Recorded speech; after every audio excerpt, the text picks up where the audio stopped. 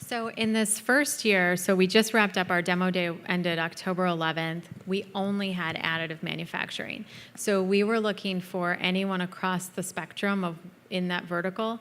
So I was looking for companies who might be creating hardware innovations, software related to it, or material science. We ended up with one company who's Quambio that's doing 3D printed ceramics. One company, metal maker, that's doing actually pro-foundry solutions for 3D printing metal with freedom of design.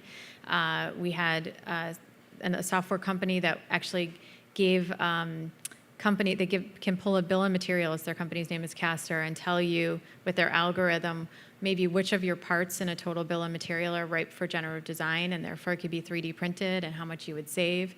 So really, the category sounds narrow, but we were able to look at companies across a pretty big spectrum.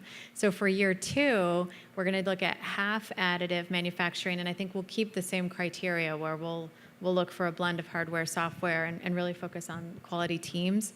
And then for sustainable packaging, it's brand new, so we're just really digging into the research now. The pain points we're already seeing are obviously if you go buy a product, if you've ever tried to open something that's been sealed with that plastic, clamshell or whatever, you know what it's like to try to stab it open and likely lose a finger potentially.